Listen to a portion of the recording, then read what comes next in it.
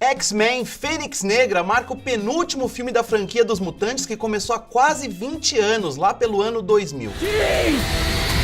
Depois desse, ainda tem os Novos Mutantes e daí acabou X-Men nas telonas, pelo menos por enquanto. Ou até a Disney, que comprou o estúdio Fox e agora se tornou a dona dessa série, descobrir o que fazer com eles. E assim como os quadrinhos dos X-Men vem fazendo desde 1963, a saga dos Mutantes nos filmes levantou uma pergunta que não quer calar. Aliás, é uma questão tão importante que até virou meme e que talvez nunca vai ser respondida. Será que o Magneto estava certo?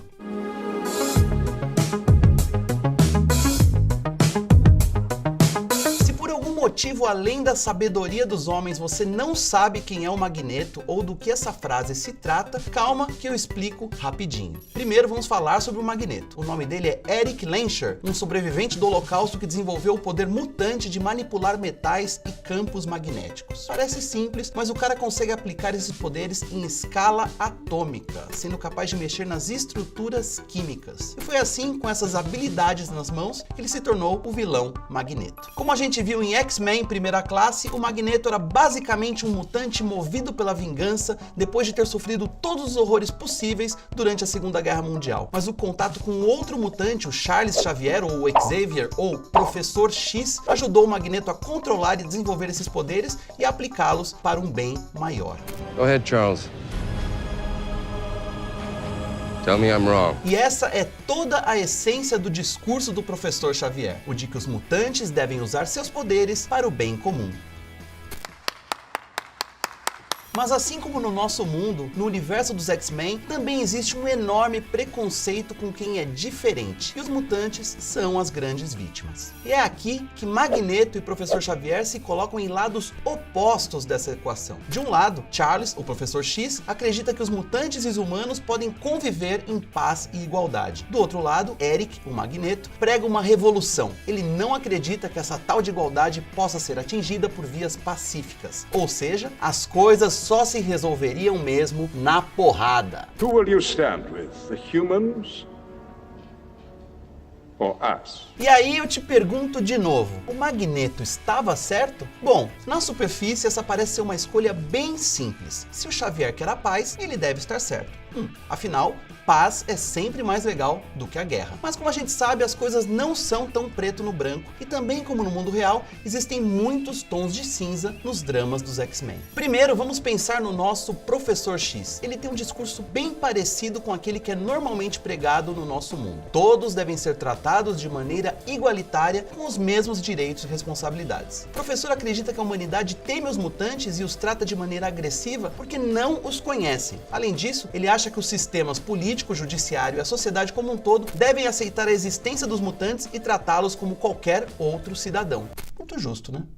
E na teoria, esse é um ótimo discurso baseado na harmonia e convivência pacífica entre todos, mesmo sendo diferentes. Mas igualdade é um conceito bastante teórico, mesmo quando não estamos falando sobre seres superpoderosos. A história da humanidade é marcada por desigualdades. Inúmeras guerras foram travadas com base nas diferenças entre os povos. Dá para dizer que o Professor Xavier é um idealista. Ele acredita que essa igualdade pode ser atingida por meio da conversa, do diálogo equilibrado e dos mecanismos que a sociedade dispõe. Já o Magneto, um eterno pessimista, acredita que os mutantes são uma evolução do homem e que a humanidade teme os mutantes porque eles são vistos como uma ameaça aos padrões estabelecidos ou ao status quo. Essa é uma expressão em latim que significa o estado atual das coisas. Mitos do pop também é cultura. Segundo Eric, ou Magnus, como também é conhecido, os mecanismos já existentes na sociedade trabalham para manter o poder de quem já está no poder, ou seja, é um sistema feito para que os mutantes falhem. Para citar um exemplo, o Magneto acredita que, por causa da aparência, o Fera ou o Noturno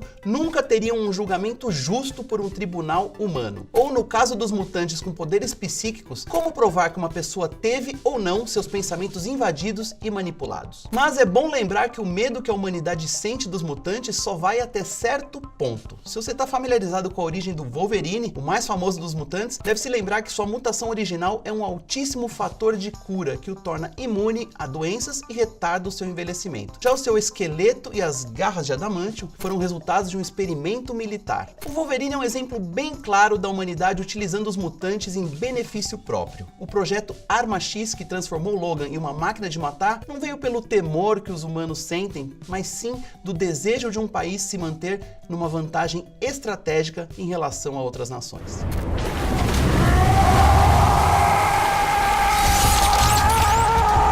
Nos quadrinhos, milhares de mutantes foram escravizados na ilha de Genosha, não por medo, mas porque alguém estava lucrando bastante com isso. O Magneto acredita que a única maneira dos mutantes viverem em paz é eliminar ou subjugar a constante ameaça que os assola. Nesse caso, nós, a humanidade. É bem interessante notar como todo esse conflito de ideais entre o Magneto e o Xavier é assustadoramente próximo da nossa realidade. Não por acaso os X-Men chegaram aos quadrinhos na década de 1960, enquanto os Estados Unidos pegavam fogo com o movimento pelos direitos civis liderados pelo ativista Martin Luther King. A tensão entre a população branca e os negros, que buscavam só igualdade de direitos, gerou uma onda de protestos e violência que entrou para a história. Apesar de nunca terem levantado alguma bandeira específica, os X-Men funcionam como um símbolo para qualquer minoria ou grupo que sofre com a desigualdade e luta pelo simples direito de existir.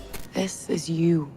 Na cultura pop, cada vez mais a gente encontra vilões que vão muito além do cara mal que quer dominar o mundo, custe o que custar. Assim como existem os mocinhos que fizeram coisas ruins no passado e têm que conviver com a culpa. Mesmo nas histórias dos X-Men, a gente vê bons exemplos disso. A própria saga da Fênix Negra diz respeito a como o Professor Xavier criou um bloqueio na mente da Jean Grey sem que ela soubesse. Por outro lado, é difícil não se solidarizar com o discurso do Magneto, cuja maior motivação, apesar dos métodos utilizados, é a sobrevivência de seus semelhantes que são oprimidos pelo sistema. Como eu disse antes, existem muitos tons de cinza. Ninguém é 100% bom, nem 100% ruim. Mas e você? Acha que existe um lado certo na história? Ou talvez exista uma maneira de equilibrar as coisas e ser um pouco Xavier e um pouco Magneto? Pense bem sobre isso. E esse foi mais um episódio do Mitos do Pop. Não esquece de deixar o seu like, compartilhar com os amigos fãs de X-Men e fique ligado para não perder nenhum vídeo do Adoro Cinema. A gente se vê na semana que vem. Tchau!